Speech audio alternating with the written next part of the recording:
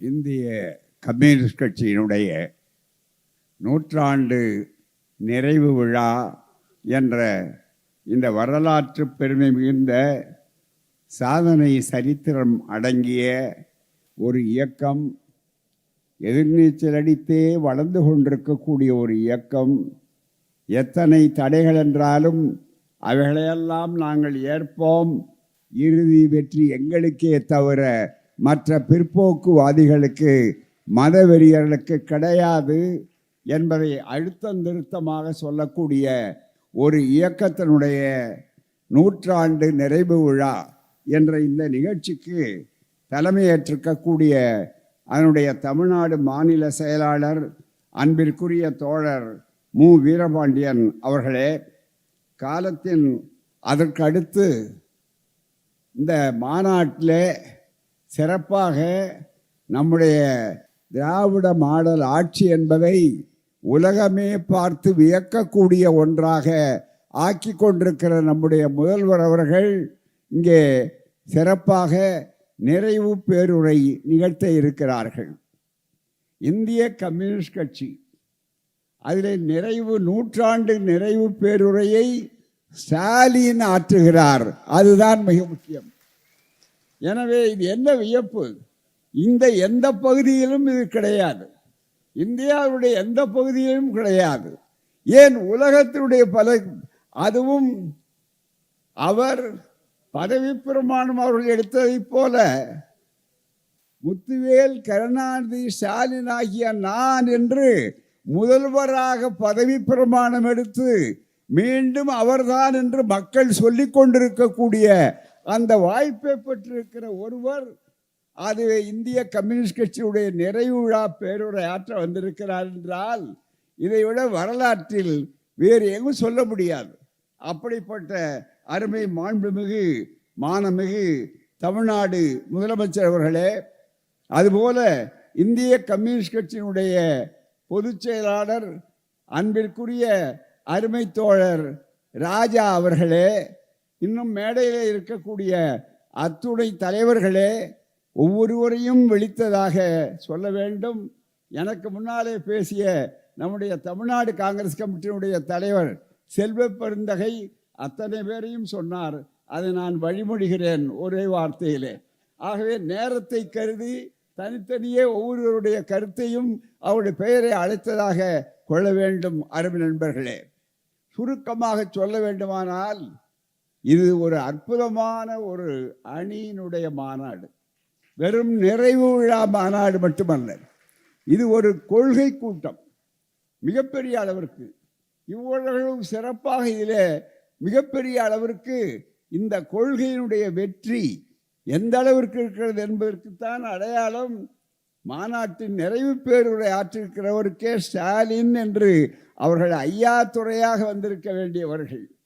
இன்றைக்கு கலைஞர் அவர்களுடைய அற்புதமான அந்த சிந்தனை காரணம், ஈரோட்டு குருகுலத்திலே கலைஞர்கள் படித்த காரணத்தினாலே மிகப்பெரிய அளவிற்கு சோசியலிசம், கம்யூனிசம் என்பதை இந்த நாட்டிலே முதல் முறையாக ரஷ்யாவிற்கு போவதற்கு முன்னாலேயே மிகப்பெரிய அளவிற்கு அந்த வாய்ப்பை இங்கே தன்னுடைய குடியரசு ஏட்டிலே மொழிபெயர்த்து தந்த ஒரு இயக்கம் திராவிட இயக்கத்துடைய வரலாறு. எனவே இது பின்னி பிணைந்திருக்கிற இயக்கம், வெறும் தேர்தலுக்காக மட்டும் அணிந்திருக்கிற இயக்கம் அல்ல. இது ஒரு கொள்கை பயணம், லட்சிய பயணத்தை சார்ந்திருக்கிற ஒரு இயக்கம் என்ற அடிப்படையிலே தான் இருக்கிறது. எண்ணி பாருங்கள், 100 ஆண்டு காலத்திலே இன்னமும் சிலர் உளறிக் கொண்டிருக்கிறார்கள் கம்யூனிசம் தோற்றுவிட்டது என்று. கம்யூனிசம் ஒருபோதும் தோற்க மாட்டோம், தோற்காது.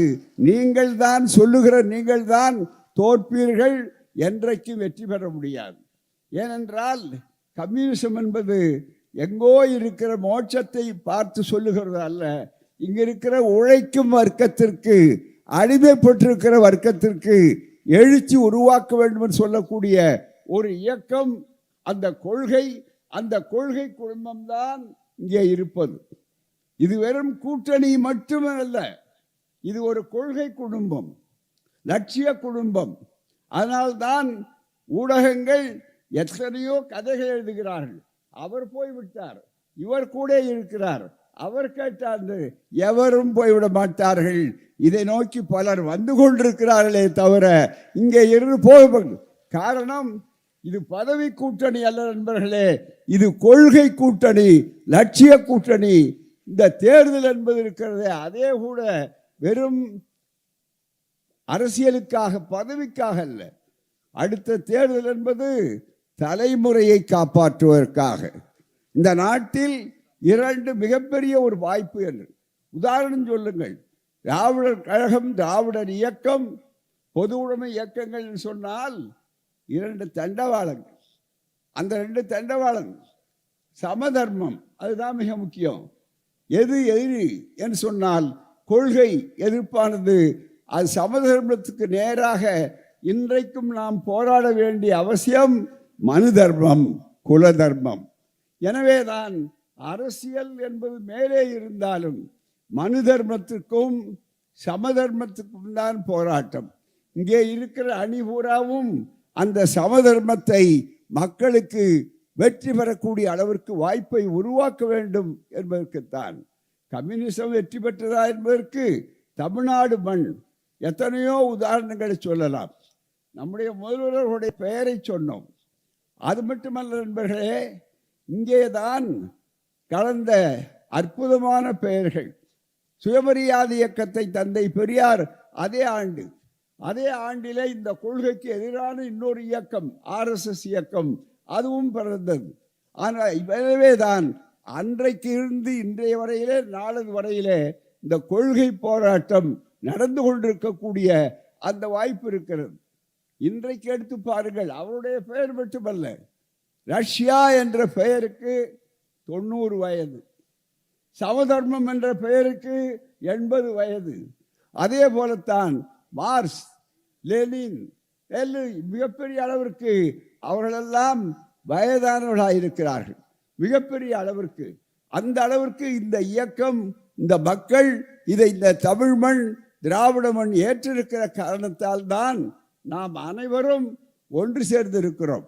மிக முக்கியமாக அதிலும் குறிப்பாக 2 செய்திகளை மட்டும் நான் நேரத்தின் நெருக்கடியினாலே அதிக நேரத்தை எடுத்துக்கொள்ளாமல் இங்கே கோடிட்டு பதிவு செய்ய விரும்புகிறேன். எப்போதும் திராவிட இயக்கமும் இந்திய கம்யூனிஸ்ட் கட்சியும் ஒன்றாகவே பிரிக்க முடியாத ஒரே இலக்கிலே, ஒரே நோக்கத்தோடு கைகோர்த்து கொண்டிருக்கிறோம். அன்றைக்கு கோர்த்த கைகள் மிகப்பெரிய அளவிலே இருக்கும். விடுதலை தான் கம்யூனிஸ்டுகளை சேலம் சிறைச்சாலையிலே அடித்து மிகப்பெரிய அளவிற்கு 14 பேர் கொன்ற நேரத்திலே கூட விடுதலை ஏடுதான் அவர்களுக்காக மிகப்பெரிய அளவிற்கு வாதாடிய தந்தை பெரியார் அவர்கள். காரணம், இந்த கொள்கையில இணைந்தவர்கள் ஒரு பக்கம் சிங்காரவேலர், இன்னொரு பக்கம் பெரியார். இந்த இரண்டும் இணைந்ததுதான் ஈரோடு சமதர்ம திட்டம். எனவே திராவிட இயக்கம் ஏதோ தேர்தலுக்காக வந்த கூட்டணி அல்ல.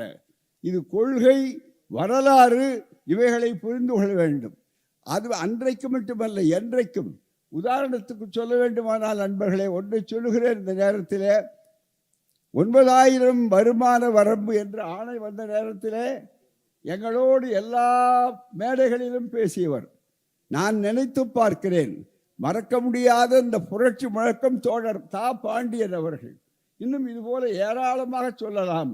அவர்களெல்லாம் ஒன்றாக இணைந்துதான் கலைஞர் ஒரு பக்கம், நாங்கள் எல்லோரும் ஒரு அணியாக நின்று அந்த 9000 ஒழித்து கட்டிய நேரத்தில் தான் இன்றைக்கு மீண்டும் அது உயர் ஜாதி ஏழைகளாக வருகிறது. எனவே நம் முன்னாலே வேலைகள், பணிகள் இருக்கின்றன, அதை மறந்துவிடக்கூடாது. ஆகவே அப்படிப்பட்ட ஒரு நிறைய பணிகள் இருக்கிறது. வெறும் தேர்தலிலே ஓட்டு போடுவது மட்டுமல்ல, ஓட்டு திருட்டை நாம் கண்டித்து கண்டுபிடித்து அதற்காக வேலை செய்வது மட்டும் நம்முடைய வேலை அல்ல. இன்னும் ஆழமாக, வேகமாக செல்ல வேண்டிய பணி நமக்கு இருக்கிறது.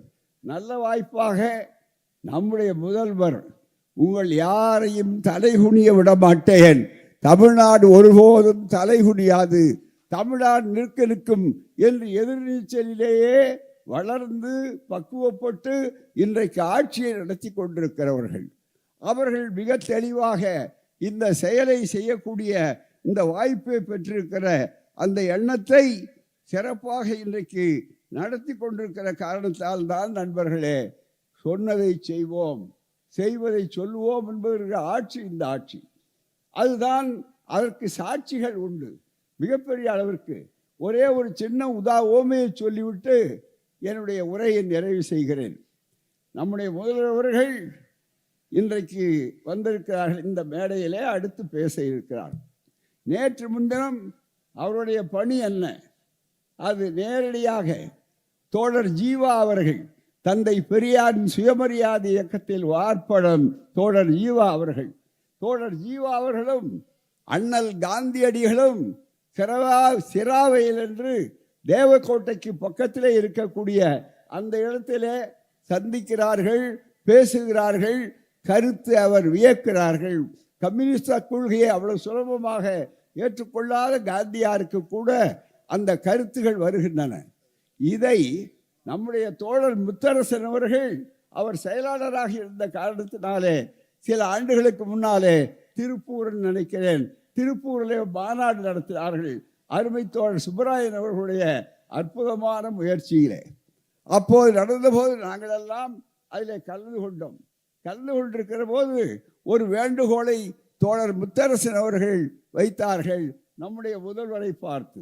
என்ன என்று சொன்னால் தெளிவாக சொன்னார், ஐயா நீங்கள் எதற்கோ வரலாற்று சின்னம் அமைக்கிறீர்கள், இவர்கள் இருவரும் சந்தித்தது இருக்கிறதே சிராவயலிலே, அதற்கும் நீங்கள் வரலாறு சிலையாக ஆக வேண்டும், சிலை வைக்க வேண்டும் என்று சொன்ன உடனே அதை உடனடியாக செய்யப்படும் என்று இதோ பொதுப்பணித்துறை அமைச்சர் நம்முடைய செயல் வீரராக இருக்கக்கூடிய அருமை ஏவா வேலு அவர்கள், அதுதான் சொன்ன முன்னாலே முடிப்பார். அப்படிப்பட்டவருடைய அந்த பொறுப்பை கொடுத்த உடனே இன்றைக்கு அங்கே என்ன நடந்திருக்கிறது சொன்னால், 2 நாட்களுக்கு முன்னால் தான் கொடுத்த வாக்குறுதியை நிறைவேற்றிவிட்டு அவர்கள் சிலையை திறந்து விட்டுத்தான் எங்கள் முதல்வர் வந்திருக்கிறார், நம்முடைய முதல்வர் வந்திருக்கிறார் என்றால் இந்த ஆட்சி சொன்னதை செய்யும், செய்வதை சொல்லும், சில நேரங்களிலே சொல்லாததையும் செய்யும் என்ற பெருமைக்குரிய ஆட்சி. எனவேதான் இந்த கொள்கை, இந்த அடையாளம் இது காப்பாற்றப்பட வேண்டும். அதற்காக நாம் நம்முடைய பயணத்தை இருக்க வேண்டும். எதிரிகள் நாணயமற்ற எதிரிகள், முன்னாலே இருந்த எதிரிகள் சற்று நாணயம் உள்ள எதிரிகள், ஆனால் இப்போது இருக்கிற எதிரிகள் இந்த ஆனால் ஒருபோதும் சமதர்மம் தோற்காது, மனு தர்மம் ஆட்சிக்கு வர விடமாட்டோம். இது தமிழ் மண், சுயமரியாதை மண், சுயமரியாதை சமதர்மம் என்றே பல ஆண்டுகளுக்கு முன்னாலே திட்டத்தை தீட்டியது. எனவேதான் இந்த 100 ஆண்டு நிறைவு விழா என்பது வெறும் விழாவல் நண்பர்களே, நாம் எல்லாம் கள போராளிகளாக நின்று கொண்டிருக்கிறோம். நமக்கு முன்னாலே தோன்றிய அத்தனை அறையூர்களையும் சந்திப்போம், வெற்றி பெறுவோம். நன்றி, வணக்கம்.